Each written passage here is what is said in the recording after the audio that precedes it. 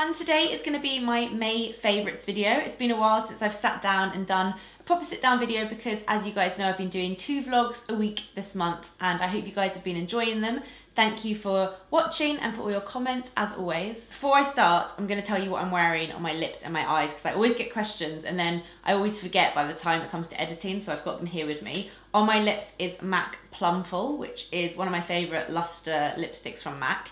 And on my eyes is the by Terry Ombre Black Star in Misty Rock, again one of my favourites, and this combination is one that I like to wear a lot together. Also, talking about by Terry, our 3rd episode of our podcast At Home With went up this morning, and it is with Terry de Gunzburg herself. She is just a great person. I really wish I was related to her. I am so lucky that I've actually been to her house once before, so this is the 2nd time I visited her home, and she's so warm and welcoming and lovely, and Anna and I just had the best time chatting to her. We literally came out of recording that podcast like skipping down the road. It was so great. So I'm going to put the link down below for episode 3 of our podcast At Home With. If you want to go download it and have a listen, let us know what you think. I'm really excited for this one, so I can't wait to hear kind of the feedback from you guys. Right, let's get on with my May favourites, and I've got quite a few different categories today. I'm going to start with beauty. The first thing is a mascara, and this is the Dior Show Pump and Volume. This has had quite a lot of coverage. I've seen a lot of people talking about it. With mascaras, I tend to just try everything that I'm sent at least once with a mascara because I can tell straight away if I'm going to like it or not. And I really like this one. First of all, I just want to say I hate the packaging. This is rubberized and it's already like peeling. It looks really grubby and messy. I just hate rubber packaging on makeup. But the reason it's rubbery is so that you can pump the bottom, and apparently that's so that you can get more product onto the wand. So if you want kind of extra product on your lashes, that's how you do it. I don't really tend to use that, although I find it quite helpful for getting product out the bottom of the tube. Anyway, I really like this mascara. It's got a pretty standard like plasticky wand, but I think it's like Marmite because I've seen people hate it. A lot of people said that it runs on their eyes. I don't tend to get that problem. I use the Charlotte Tilbury Legendary lashes a lot, and that's another one that a lot of people with kind of greasy, oily eyelids say that it runs, but that one doesn't run on me. So I think that's just a problem that I don't really get. So it doesn't run on me. I find that it gives really long lashes. I'm wearing it today. The length is amazing. It gives a little bit of volume. It's not like crazy amount, but I just really like it. I just think it's a really easy mascara. I would buy it again, but like I said, I really hate the packaging, so I wish that it wasn't rubber. But yeah, really good mascara, and I think it deserves all the hype it's been getting. By the way, guys, please excuse my eyebrows. I'm getting them threaded tomorrow. Right, next up in the beauty category is an eye cream. And I'm really fickle with eye creams. I always forget to use them. But I went for the skincare consultation. I told you guys about it last month, and she recommended the Aven Physiolift eye cream, and I really like it. And I think when I like an eye cream, it encourages me to actually use it every night before I go to bed. I don't use it twice a day, but I do use it in the evening. It's a kind of balmy cream, and I just put it on my 4 fingers, and then I just pat it around my eye. It's not too liquidy that it like goes everywhere. It's not too stiff that it ends up like hurting my eye area. It's just somewhere in the middle. It's perfect. I don't know where the lid has gone, but I just got this at Boots and it's great. I also have a few bits here from a brand called The Ordinary. Now, I don't think I'm going to actually talk to you guys about this in this video because I think I might make a whole separate video about it because I just find it really interesting. So let me know if you guys are interested in that. If you're really not, then I won't, but I kind of want to do a video about this brand. So here I've got their retinoid, the hyaluronic acid, and the glycolic acid. And I think I'm going to talk through all the products that I have from them in a separate video and compare them to other products with a higher price tag that I have. So kind of like a dupes video, because I'm really impressed with the range.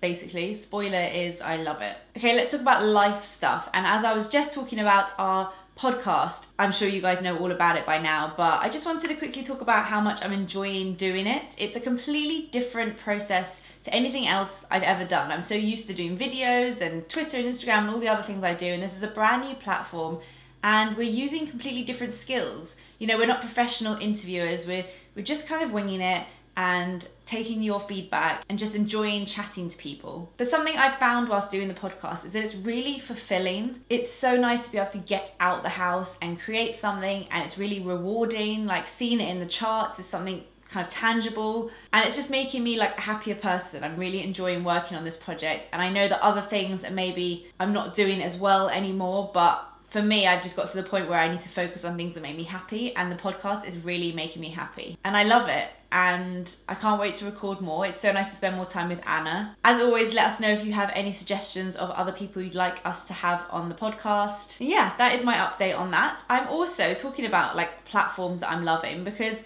obviously we as YouTubers, bloggers, do a lot of different things online. We have all the different platforms that we need to kind of manage. And I think I go through phases of loving some and not liking some. And at the moment, I'm really enjoying Instagram. It's been quite a while that I've just been enjoying it. And I find myself doing Instagram stories instead of videos, or putting photos on Instagram instead of on my blog. And it's just like a really good hub that I'm enjoying uploading to. So if you don't yet follow me on Instagram, my username is @LilyPebbles. I try to upload daily. I'm doing way more like fashion style posts on there at the moment, and I'm just really enjoying it. So I finished Big Little Lies on TV, and my sister recommended watching something called Casual, which you can get on Amazon Prime. I have Amazon Prime anyway for delivery, so we tend to watch a lot of TV on there. There's some really good shows on there. And Casual is so good. We basically binge watched the whole of season 1 and season 2, and I really like it. I feel like it's quite different. It's very funny.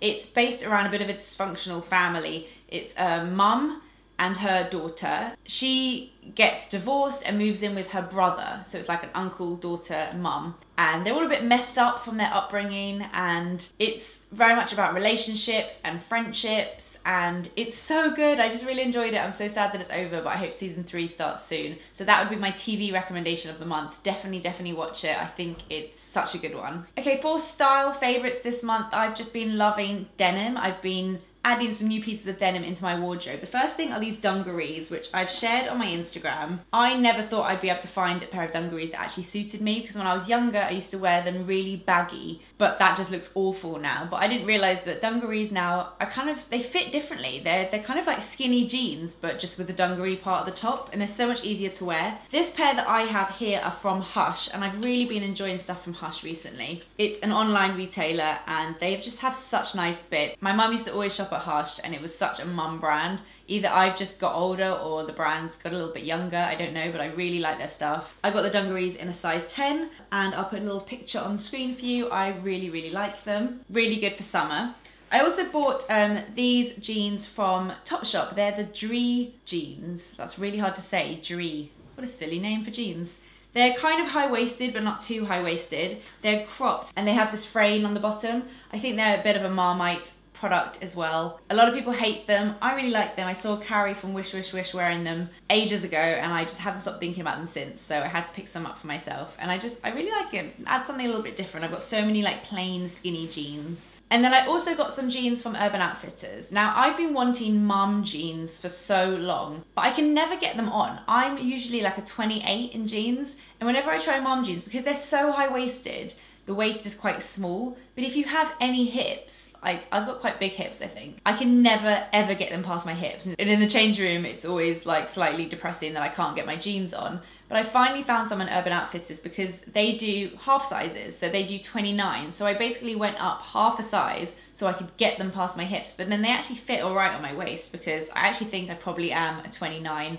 I just tend to squeeze into a 28, and eventually the jeans stretch. First ones I got are these, and they're navy, and they're really soft, like a crazy soft denim, and they've got this pinstripe, and then I just roll them up once at the bottom. They feel like just wearing like linen trousers or something. They're so comfortable, and I think mum jeans are really flattering on your bum as well. There are some which aren't, but if you find the right ones, they should flatter you. And then I also just got the plain denim. I was gonna get the cropped, ripped ones, but I thought I would get the ones where I can roll up the bottoms. And if I get bored of rolling them up, I can always just cut off the bottoms. I know a lot of people that do that. I'm always terrified, but my friend Deb's reassured me that it's easy to do. So yeah, it's just nice to have a different style of jeans. And I think mum jeans are really good because they're so high-waisted, you can wear slightly cropped tops without actually showing your belly. So those are all my style favorites. And finally, the last one, which I just added to the list. I wasn't gonna put it in, but I think I have to. I have to be honest with you guys and tell you the things I've been loving this month. I never ever thought I would add this into a favorites video, but I have been loving Harry Styles' new album. Now, I am not a One Direction fan. I was never a One Direction fan. I didn't like any of their songs. It wasn't for me, it was for a younger audience.